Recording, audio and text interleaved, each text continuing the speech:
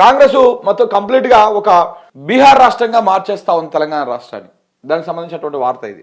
కాంగ్రెస్ విష సంస్కృతి, రక్త చరిత్రను లిఖిస్తున్న హస్తం పార్టీ నేతలు, గాంధేయవాదం, ప్రేమ దుకాణాలు అంటూ ప్రవచనాలు, అధికారం అండతో రెచ్చిపోతున్న కార్యకర్తలు, ఏడాది కాలంగా పెరిగిపోతున్న రాజకీయ దాడులు, ప్రతిపక్ష నాయకులు, జర్నలిస్టులే టార్గెట్. తాజాగా యాదాద్రి భువనగిరి జిల్లా బీఆర్ఎస్ పార్టీ కార్యాలయంపై కూడా వీళ్ళ దారుణానికి ఒడిగట్టారు. ఒకసారి చూస్తే ఇది వరుస దాడులు, దౌర్జన్యాలు, ఆగని హింస. గాంధేయవాదం తమదని చెప్పుకునే పార్టీ ప్రేమ దుకాణాలను తెరిచామని చాటుకునే రాహుల్ గాంధీ కానీ ఆచరణలో మాత్రం హింసాత్మక ప్రవృత్తి, అల్లకల్లోలం సృష్టిస్తున్నారు. అధికారాన్ని అడ్డుపెట్టుకొని గూండాయిజాన్ని ప్రదర్శిస్తున్నారు. పోలీసులకు ఫిర్యాదులు అందినా పట్టించుకున్న పాపాన పోవడం లేదు.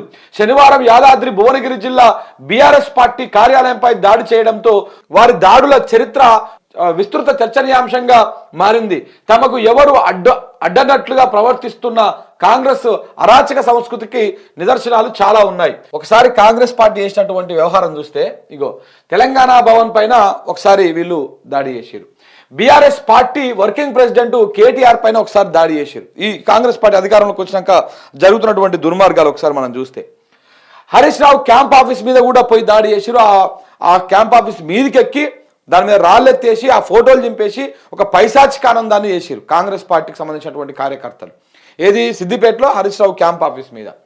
సునీతా లక్ష్మారెడ్డి ఇంటి పైన కూడా దాడి చేశారు. ఆమె ఇంటిపై కూడా రాళ్ల దాడి, లోపలికి ఉంటాయి కదా ఇవి బాంబులు, ఏమంటారు మన దీపాలకు పేల్చుకునే బాంబులు, కాల్ చేసి ఇంట్లో లోపల వేయడం, ఇట్లాంటివి చేశారు. గాదర్ కిషోర్ మీద కూడా దాడి చేసేటువంటి ప్రయత్నం చేశారు. ఎన్నడూ ఆ రైతులకు సంబంధించిన ధర్నా కార్యక్రమంలో పాల్గొంటుంటే ఆ రోజు కూడా అదే చేశారు. అక్కడ ఇంకా నాటు బాంబులు కూడా వెలుచుకున్నటువంటి పరిస్థితి చూసినాం మనం. పువ్వాడ అజయ్ వాహనాలపైన కూడా దాడి చేశారు. కౌశిక్ రెడ్డి ఇంటిపై కూడా దాడి చేశారు. మొన్న చూడలే మనం అరకపూడి గాంధీ ఆయన పోయి దాడి చేసేటువంటి పరిస్థితి.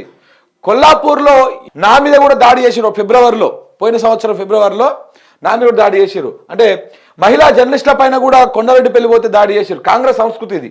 సినీ నటుడు అల్లు అర్జున్ ఇంటి మీద దాడి చేశారు. నిన్న యాదాద్రి భువనగిరి జిల్లా బీఆర్ఎస్ పార్టీ మీద దాడి చేశారు. మొన్న బీజేపీ ఆఫీస్ మీద దాడి చేశారు. ఇది కాంగ్రెస్ పార్టీ చరిత్ర. కాంగ్రెస్ పార్టీ ఏం చెప్పదలుచుకుంది తెలంగాణ రాష్ట్రానికి, రాష్ట్ర ప్రజలకు ఏం చెప్పదలుచుకుంది అంటే, మేము దాడులు ఇట్లనే చేస్తూనే ఉంటాం, దాడులకు ఇట్లనే తెగబడతా ఉంటాం. రేవంత్ రెడ్డి నీతులు చెప్తా ఉంటాడు, సూక్తులు చెప్తా ఉంటాడు. రాహుల్ గాంధీ తెలంగాణ రాష్ట్రానికి వచ్చి మేము ఇక్కడ ప్రేమ దుకాణాలు ఓపెన్ చేస్తాము, మహమ్మద్కి దుకాణం కోలంగా అని చెప్పేసి చెప్పిపోతాడు. కానీ ఇక్కడ జరిగేదేమో దాడుల దుకాణం తెరుస్తూ ఉన్నాడు. ఇంత దుర్మార్గమైనటువంటి రీతిలో కాంగ్రెస్ పార్టీ పరిపాలన ఉన్నది. నిన్న చూడలే మనం, ఆ సర్పంగా చంద ఆ అబ్బాయి పోయి దాడి చేస్తే పోలీసు వాళ్ళు ఆయనని ముంగల సీట్లో కూర్చోబెట్టి గౌరవ మర్యాదల మధ్య ఆయనని పోలీస్ స్టేషన్ తీసుకుపోతూ మళ్ళా వీడియో పోలీసు వాళ్ళు రికార్డ్ చేసి నేనే దాడి చేసినా, నేనే అది చేసినా, మా కాంగ్రెస్ నాయకులను ఎవరేమంటే జాగ్రత్త, ఊకునేది లేదని చెప్పేసి ఆయననే మాట్లాడడం జరిగింది. అంటే కాంగ్రెస్ చేస్తున్నటువంటి అరాచకాలకు రాష్ట్రంలో కాకీలు, పోలీసుల అండదండలు స్పష్టంగా క్లియర్ కనబడతా ఉన్నాయి. వీటన్నిటికీ కారణము పోలీసుల వైఫల్యం కూడా.